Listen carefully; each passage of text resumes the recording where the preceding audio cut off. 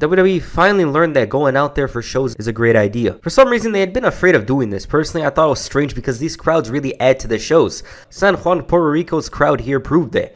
It makes me wonder, like, will they ever have shows in Mexico, Brazil, France? Because I'm not a logistics person, but I'm sure there's money in going to Paris or Berlin for a pay-per-view event. Backlash 2023 was a strange event, location-wise, and of course what we saw on the screen. Okay, I don't want to waste time, let's get into it. The first match in the show is for the Raw Women's Championship. Bianca Belair defended the gold against Io Sky. This match seems random, but because Io's not exactly the most threatening, but what helps her case is that she's one of the best wrestlers in WWE, and main roster-wise, she showed a bit, but never to the skill of this match, because this one was excellent. Not to mention the crowd was out of this world. The crowd was into it like wrestling's real, like they just loved everything they were seeing except for Bianca. She was booed like crazy. Io was cheered like she was from PR, and crowds add a lot to matches, and that's the same story here. The man of the match was neither competitor, it was the crowd. Io was impressive, Bianca was once again strong, and there's no problem with the match. I do wish, however, Io won here because it would have been a fresh start, and I think that she has a lot of charisma. She doesn't get the chance to show often with damage control. Her potential is hampered being in the group, but as for Bianca, she's John Cena 2007. No. She's 2023 Roman Reigns, and I don't see it ending anytime soon.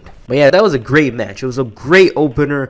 It's probably Io Sky's best match on the main roster, maybe even her best match in her entire run in WWE. Okay, the next match was between Seth Rollins and Omos. The crowd reception for Seth Rollins in the last few weeks has been absolutely ridiculous. He has everybody behind him. People in Paris were singing along his theme song, and the man, he's international, no doubt about it. And this match with Omos seemed so out of the left field, but it's actually cool that it happened, because no doubt about it, it was Omos' best match. Not one of those, oh, it's good for a Great Khali match, oh, it's good for an Omos match. No, it straight up was a good big guy versus small guy match. Rollins was trying to crack the code and knock him down, but was failing, and even when he did, it wasn't giving him the victory. Omos played his role well, being the indestructible big guy, and it ended the way it should have, with Seth Rollins as the victor. Rollins was insanely popular here. It's crazy, and it's clear that this man should be the first world champion based on the fact that he's the most popular, not to mention one of the safest options, because he's a bona fide sure main eventer. But yeah, this was a good match. It was way better than I expected it to be, although I should have sensed something was up because Seth Rollins is in there. Not to mention Omos has gotten a bit better recently. The next match was a triple threat match for the United States Championship. Austin Theory defended the gold against Bobby Lashley and Bronson Reed. Bronson's getting pushed a bit. He's out here attacking Lashley, and it made sense for them to challenge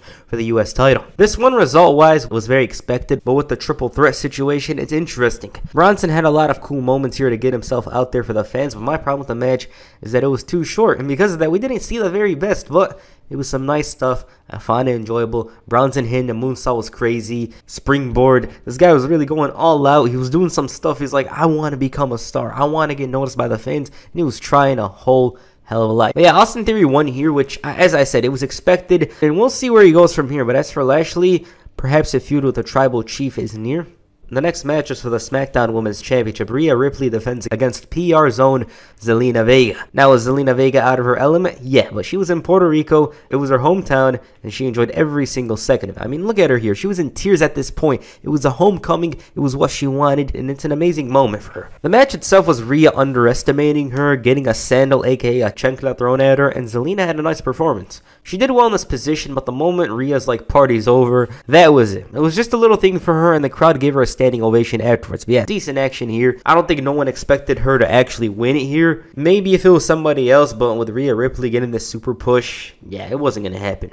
But yeah, she had a great standing ovation after the match, and I'm sure she's going to remember this one for a long time. The next match is a Puerto Rican street fight. Bad Bunny faces Damian Priest. Benito Bad Bunny has grown exceptionally in the last 2 years. He was already big back then, but it's really increased, especially in the last summer. He's really top 3 most popular artist right now, and he ain't number 3. So seeing him here is crazy because the man should be elsewhere. He's got his ass kicked by his old friend Priest in the storyline, and basically, he wants to return the favor. Bunny came out to Chambea, one of his older songs, and for a second, I thought Ric Flair was coming out because he featured in the music video. And his entrance was great. It was out of this world. It's one of the best entrances in recent memory, of course, because this guy knows about presentation. He knows how to stand out, and that's the thing with Bad Bunny. This guy stood out since the very beginning, since the first time I saw him. Okay, this match was incredible. Bad Bunny was so good to the point where I forgot he isn't a wrestler. He went with the pacing and just fit in well.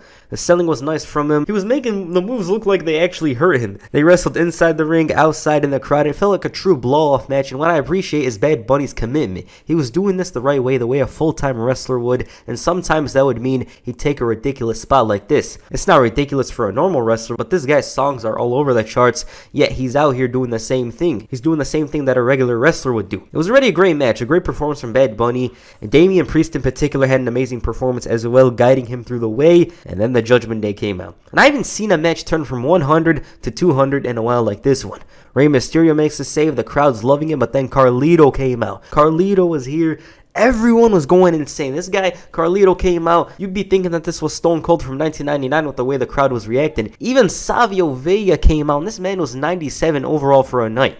These guys were getting reactions like they were The Rock and Stone Cold at their peak. And in Savio Vega's case, this man already received an insane reception earlier in the night backstage. And the crowd, I can't explain it. Think of a soccer match. That's what they were. It was insanity, especially if you watched it live. And of course, when the LWO came out, I thought WWE had Eddie Guerrero on loan for a day. Just half a second, I was confused. I heard Viva La Raza. I'm like, what the hell? My reaction, I was kind of confused because the returns and interferences were topping each other, you know? So I was like, maybe Eddie Guerrero actually did come out, but he didn't. Bad Bunny's momentum continued from here on, and he ended up winning. It wasn't going to end any other way, and with that, the show peaked here. The match was so well done to the point where I think we're going to be talking about this one. It helps that it's a megastar like Bad Bunny wrestling, and he shouldn't be praised for simply wrestling, you know, because at the end of the day, a lot of celebrities come in, they wrestle, and they're like, oh, it's a good thing he actually wrestled.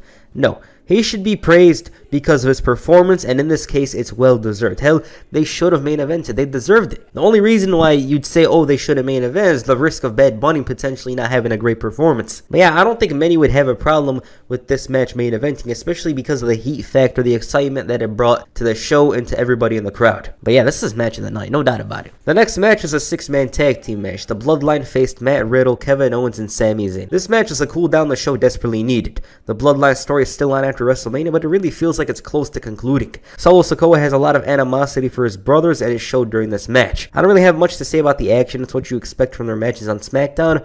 It was solid, but it was a long match. These guys deserved the platform and whatnot, but because we see them often on Raw and SmackDown, in my case I'm speaking, it feels like too much because it's the same old thing that's going down. The story in particular here is centered around Solo, who wanted to make things right with the Usos, and they teased it. They teased a potential brawl, a battle between the three brothers. Even after he beat the babyfaces, they were teasing them, but then the screen went black. I'm sure this will continue later this week with Roman Reigns returning. And the main event, Cody Rhodes faces Brock Lesnar, a match nobody really thought of after the events of WrestleMania. Brock's randomly mad and wants to destroy Cody. For Cody himself, it's about redeeming himself and going back to his road of redemption, and if you can't beat Brock, then he's a failure. That's the story. About the match itself, it was very intense. You expect nothing less from Brock Lesnar. Cody quickly brought the fight with so much venom and hatred, but then Brock got into the match. He was throwing around Cody like he's nothing, and it was draining.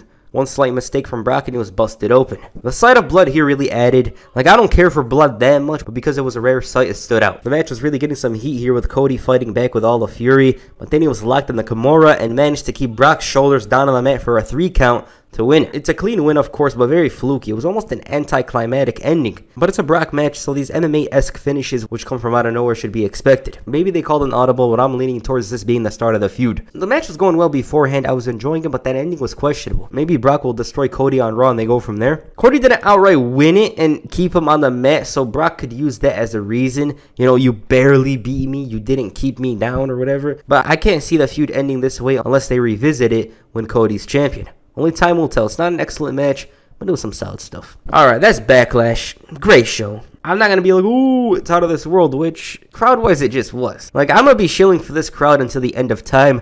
They were amazing. These guys deserve another show. You know what, like, they should just move everything and have the shows down there probably. Like, they were so excited. They were proud of things. And yes, I know if they have shows there all the time, it won't be the same. But they should do it more often here and there. You know, maybe every 2 years, maybe next year, who knows. But Puerto Rico, San Juan here was amazing. They were off the charts. I don't have enough good words to say about that crowd. They just were there. They were amazing. The opener was great. Good match. I kind of wish EO won, but I wasn't really expecting it, to be honest. Bad Bunny and Damian Priest, match of the night straight up. Seth Rollins was a superhero here. Everyone loved Seth Rollins. And the main event with Cody Rhodes and Brock Lesnar, I think it should have been better, but I feel like they're going to continue the feud from here because it doesn't feel like the end. Who knows, though? Yeah, Backlash was a great show. I enjoyed it. It was fun. It passed by quickly, which is a sign that it's a good show. And we'll see how things go. You know, like I expect Cody to feud with Brock. I expect Seth Rollins to win the world title, but we'll see. I enjoyed the show. I thought it was good. So yeah. Alright, what'd you guys think of Backlash? Please comment down below. That's the first video. Make sure you hit the stomp of the like button and perhaps the F5 on the subscribe button. Peace.